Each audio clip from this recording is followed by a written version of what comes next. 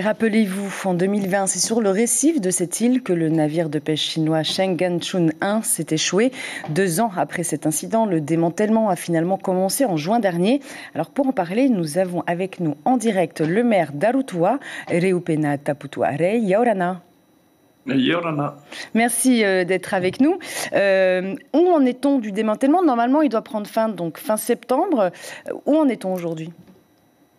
Effectivement, ils ont déjà tout rapatrié les épaves du bateau et ils ont entamé déjà le voilier et que tous les épaves ont été rapatriés sur la barge. Que reste-t-il à faire donc à présent?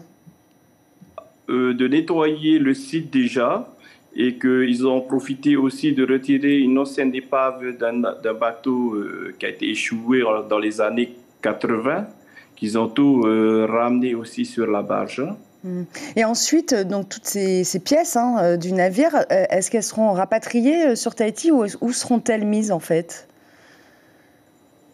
Toutes les épaves que seront rapatriées sur Tahiti et après seront rapatriées directement en Nouvelle-Zélande, comme c'est la société Cole qui a le marché de cette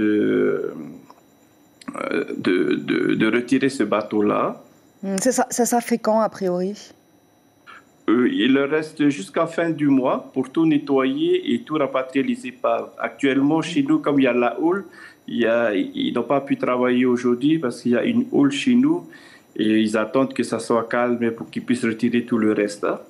Alors, est-ce que cette opération a provoqué un peu de pollution ou pas du tout?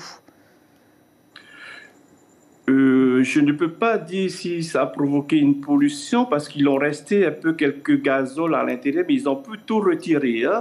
Ils ont tout retiré et tout ramené sur la barge. On imagine aujourd'hui que la population doit être contente de retrouver son récif.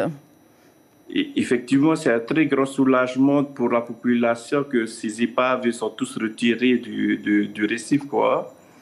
Alors, cette zone, on le sait, est dangereuse. Le gouvernement a d'ailleurs pris la décision que les gros navires ne passent plus par là, mais il y a encore des voiliers.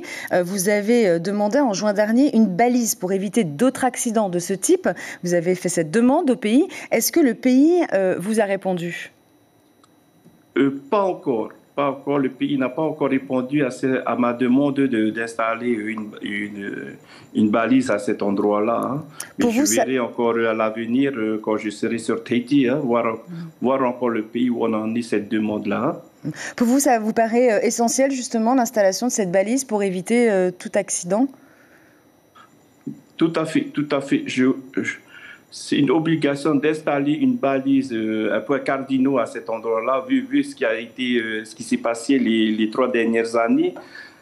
Et je veux plus que ça se passe encore dans qu'un bateau échoue encore sur un récif de Arutua.